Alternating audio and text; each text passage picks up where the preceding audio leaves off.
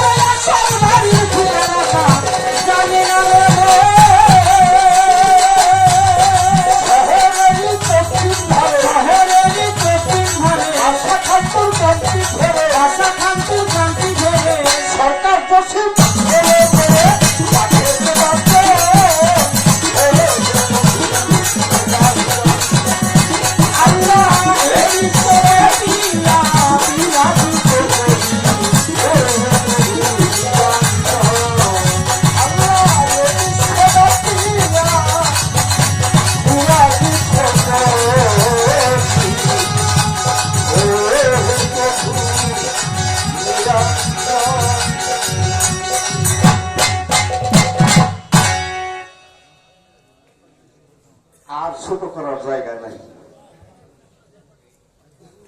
হ্যাঁ, এরপরে আর ছোট করার কোনো কায়দা কৌশল নাই। তবে আমি এই দরবারে, পবিত্র দরবারে আসার মতো সৌভাগ্য যার মাধ্যমে হয়েছে তিনি আমার মোবারক চাঁদ। আমি অসংখ্য অসংখ্য শ্রদ্ধাঞ্জলি জ্ঞাপন করি আমার মোবারক চাঁদের প্রতি, যার দাওয়াত না হলে হয়তো আমি এই সুজনপুরি দরবারে আসার সৌভাগ্য আমার হতো না। তাই আমি তার প্রতি শ্রদ্ধাঞ্জলি জ্ঞাপন করে, তো আমার হেলাল ভাই চমৎকার ভাবে একটা দরবারি গান লিখেছে। আমি আর দরবারি দিকে এখন না গেলাম, দেখা যাবে পরে।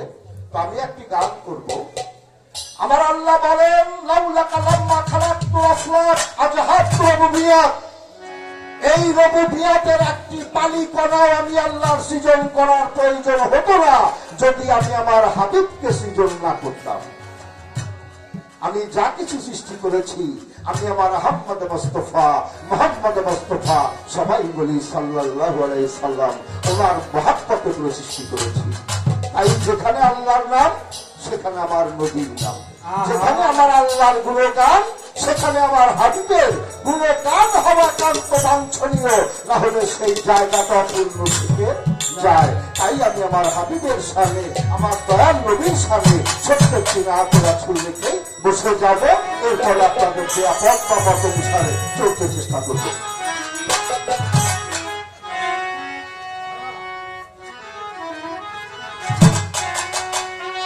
হাসবি রব্বি জাল্লাল্লাহ মাহবুব কলবি কাইয়ুল্লাহ নূর মুহাম্মদ সাল্লাল্লাহ লা ইলাহা ইল্লাল্লাহ। হাসবি রব্বি জাল্লাল্লাহ মাহবুব কলবি কাইয়ুল্লাহ নূর মুহাম্মদ সাল্লাল্লাহ লা ইলাহা ইল্লাল্লাহ। হাসবি রব্বি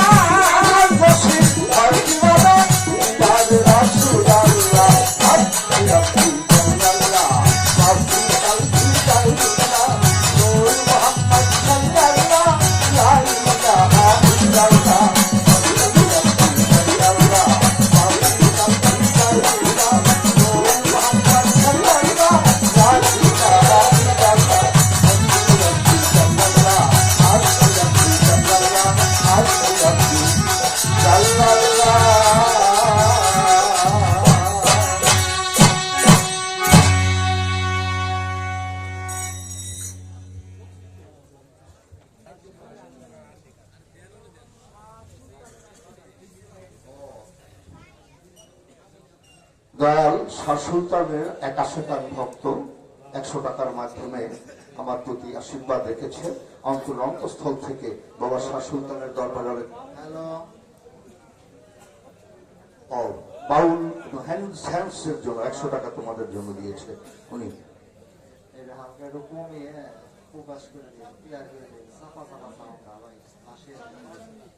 জনাব শামীম নামের কাশিকান ভক্ত সন্তুষ্ট হয়ে 500 টাকা দিয়ে আশীর্বাদ জানাচ্ছেন।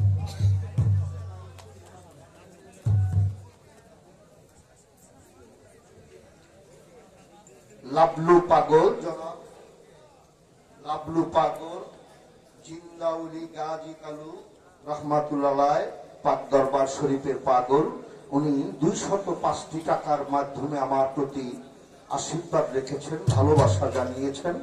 আমিও আমার যার নয়ন বাড়ি পরিশোধ হয়, বাবার কথা বলে যার নয়ন বাড়ি পরিশোধ হয়, এই মাটির কথা বলে যার মাথাটা নিচু হয়, কৃষক শ্রমিক জনতার স্বার্থে যিনি এত কষ্ট এত ত্যাগ স্বীকার করতে পারেন, এত সুন্দর কথা আমাদের মাঝে উপহার দিয়েছেন, যেই কথাগুলো আমরা বলে থাকি, যেই কথাগুলো আলেমরা বলে থাকে, যেই কথাগুলো পীর মাশায়েখরা বলে থাকে, এখানে ভিন্ন এতটুকু আমরা সুরে সুরে বলি। আর আজকে আমাদের মাঝে যেই ব্যক্তিত্ব এসেছেন তিনি সুরে সুরে বলেন নাই, রেজাউল করিম রাসেল ভাই, ধন্যবাদ দিয়ে ছোট করবো না আপনাকে। ভোট পবিত্র আমানত, আপনারা বুঝে শুনে ভোট প্রদান করবেন। আপনার আমানত পাইয়া কেউ যদি স্বৈরাচারী করে তাহলে কিন্তু ওই ভোটটা নেওয়ার মধ্যে আপনিও অংশীদার। আর কেউ যদি পবিত্র ভোট পেয়ে এই আমানতটা পেয়ে সেই আসনকে পবিত্রতার সাথে রক্ষা করে, জনগণের স্বার্থ পবিত্রতার সাথে রক্ষা করে, জনগণকে ভালোবাসে, দেশকে ভালোবাসে, মা মাটিকে ভালোবাসে, তাহলে তার ভোটকেও সার্থক, আল্লাহ খুশি, রসুলও খুশি, এবং ওই ব্যক্তিও জান্নাতবাসী। তারা সহযোগিতা করলে তারাও জান্নাতবাসী।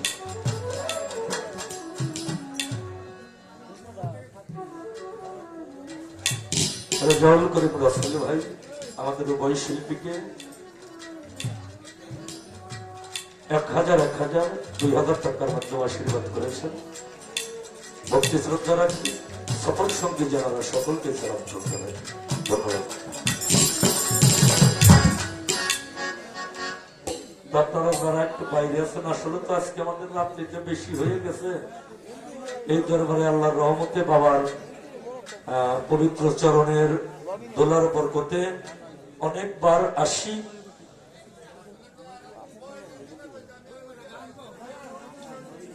আস্তে আস্তে ঠিক আছে। হ্যাঁ, ওই যে বলছিল কি জামাই গেছে শ্বশুর বাড়ি, শুইতে দিছে ঘরে, মেয়ে রেখে গেছে বাড়িতে, শ্বশুর বাড়ি গেছে জামাই, আলাদা করে শুইতে দিছে। তো অনেক রাত্রে জামাই তো খাট থেকে গেছে, পইরে নিছে। এখন শ্বশুর বলতেছে বাবাজি শব্দ হইল কিসের? কয় না মিয়াজি, শব্দ হয়েছে যে আমার পাঞ্জাবিটা পইরে গেছে নিচে। পাঞ্জাবি নিচে পড়লে এত শব্দ হয়?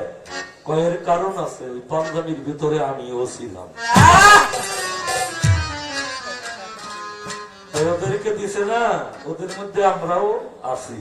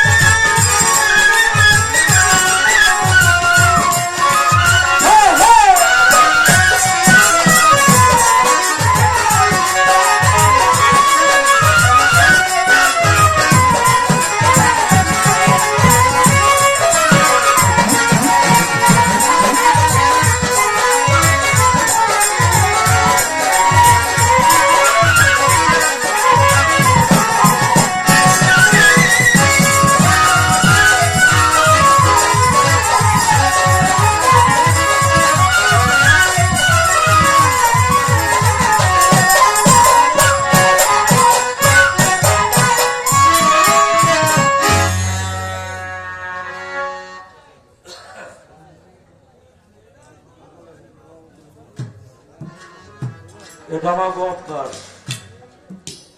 বন্ধনা ছোট করবেন কইছেন, ওর চাইতে ছোট আর করা যায় না, করছি। এখন আমাকে যদি একটু মিউজিক না দিবেন দেন, হ্যাঁ, তাইলে কেমন হইব বাবা? আমরা আছি, আল্লাহর আমাদের সমস্যা নাই, বোর পর্যন্ত আপনারা থাকেন। আজকের পালা গুরু এবং শিষ্য।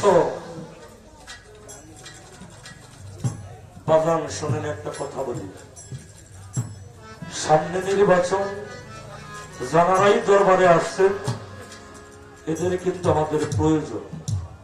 প্রয়োজন কিনা? অবশ্যই প্রয়োজন। তো যতক্ষণই থাকি আমরা, যদি আপনারা এইভাবে আমাদেরকে তাকত দেন, তাহলে কিন্তু আমরা সবকিছু ভুলে যাব। শিল্পীর একটা স্বাধীনতা আছে, সেই স্বাধীনতা নিয়ে যদি সে কথা না বলতে পারে, বক্তার একটা স্বাধীনতা আছে, স্বাধীনতা নিয়ে যদি সে কথা বলতে না পারে, তাহলে কিন্তু সেইখানে কখনোই পরিপূর্ণতার আশা করা যায় না। আপনাদের পায়ে হাত দিয়ে বলবো, আমরা তো সারা রাত্রে বলতে আসছি, সমস্যা কি? সারা রাত্রে আমরা থাকবো। তোমার দয়াল বাবা আজিজ চান রহমতুল্লাহ আলাইহি বলেছেন, হেলাল, যেই দরবারেই তুমি গান করার জন্য যাও না কেন, জেনে রেখো গুরুময় ব্রহ্মাণ্ড একজন। তুমি এই দরবারটাকে কখনোই ভিন্ন বলে ভাবিও না, জানিও না। যেখানে সামাদ চান, সেখানেই সুযোগ চান, সেখানেই আমার আজিজ চান। আজকে যার সাথে আমার গান, জ্ঞানেও আমার চাইতে বড়, গুণেও আমার চাইতে বড়, বয়সেও তিনি আমার চাইতে বড়। তাই তিনাকে রাখা হয়েছেও সেই মহান গুরুত্বপূর্ণ পরত্বের দায়িত্বের মধ্যে।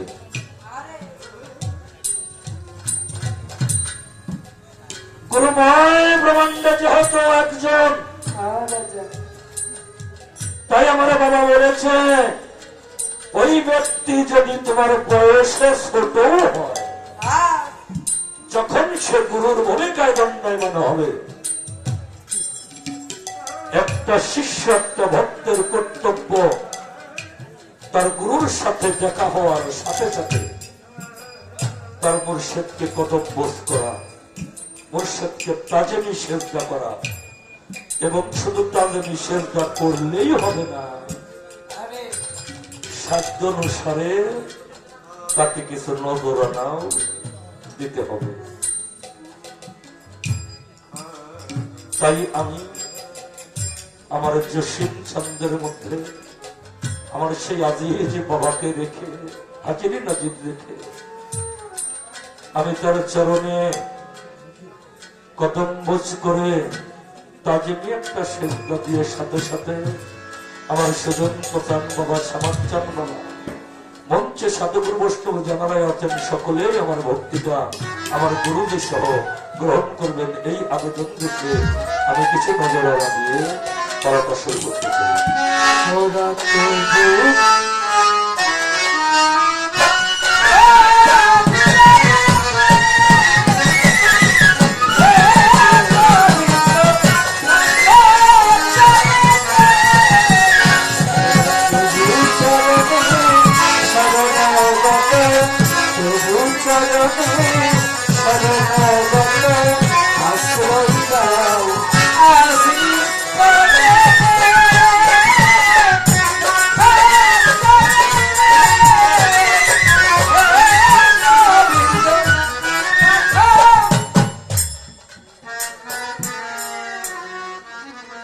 একটা বিষয় নিয়ে অনেকদিন যাবৎ ঘুরতেছি আমি, দয়াল, অনেকদিন যাবৎ ঘুরতে আসছি, অনেকের সাথেই দেখা হয়, অনেক সময় সাহসও পাইনি। কেন? সাধক অসীম সরকার বলেছেন, অসীম বলে জানতে গিয়ে হয়েছে ভ্রান্ত, মনের মানুষ হইলে মনের কথা সে জানতো। মনের কথা মনের মানুষ ব্যতীত বলা যায় না। যদিও এই গানটা আপনারা অনেকবার শুনছেন, কিন্তু আমি একটু আলাদা কায়দায় এর ভিতর থেকে কিছু আলাপ আমার দয়ালের কাছে আজকে রাখতে চাই।